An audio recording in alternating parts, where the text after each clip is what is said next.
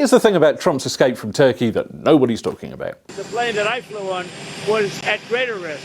So, by now we're all familiar with the Mission Impossible style caper that saw Donald Trump use 3 planes to escape from Turkey. Long story short, remember a few weeks ago when Trump decided not to fly home aboard Qatar Force One because there was a credible threat of an assassination attempt from Iran, and instead they flew home on the old baby blue Air Force One. And we'll be going home by normal methods.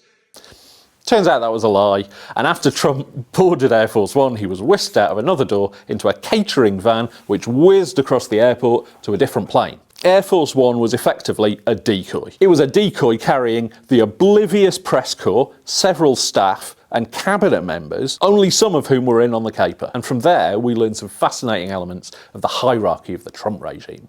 Secretary of State Marco Rubio and Treasury Secretary Scott Bessent both flew in the decoy plane, knowing Trump wouldn't be there, in order to protect the line of succession. For some reason, former Fox News host turned Secretary of War Pete Hegseth, and for an even less defined reason, Natalie Harp, Trump's personal assistant, known as the human printer because she's the one who brings him printouts of flattering news stories every day, were on the secret plane along with the president. Also, can you imagine if an Iranian missile had taken down baby blue Air Force One, leaving the whole world for a while thinking Trump was dead, and the travelling press corps, half the cabinet and Stephen Miller along with him, only for Trump to sweep out of the secret plane yelling "surprise" like a pantomime Dane coming up through the trapdoor in a puff of smoke. He's behind you.